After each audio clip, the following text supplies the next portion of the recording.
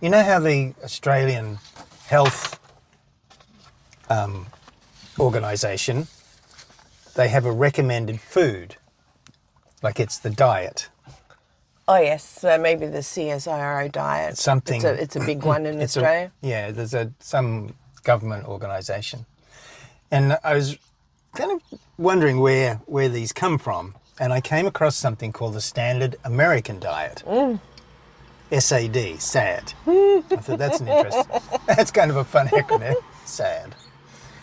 And so I had coffee in my mouth and I almost blurted that out Blurted everywhere out. through the car. I didn't feel like cleaning it up, so I controlled it. So the story goes that after the Great Depression, which was in the 1940s, in America, I suspect the Depression was worldwide, but that's where it was.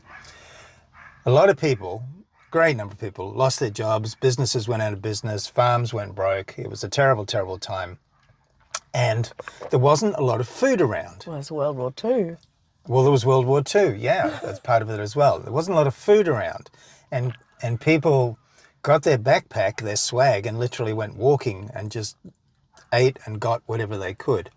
And what happened is a large portion of the country became, what is it, malnutrition. Don't hurt to make an adjective. They were in really poor health. They lost huge amounts of weight, and the people were just not strong.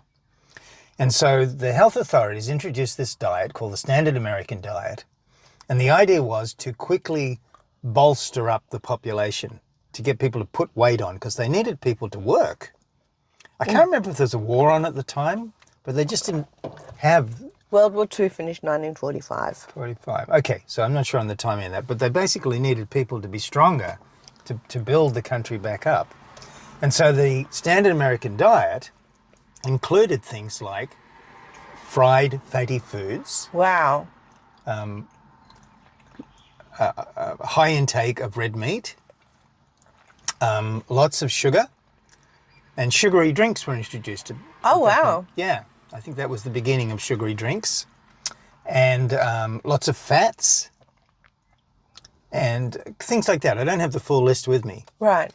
But what's interesting is that decision and that advertising campaign, because they set up a whole program to introduce this to the people, has produced what it's produced today. And it's still a thing now? Or? It's not so much a thing in the sense that it's promoted and everything, but Right. the basic concept of fast food came from the Standard American Diet.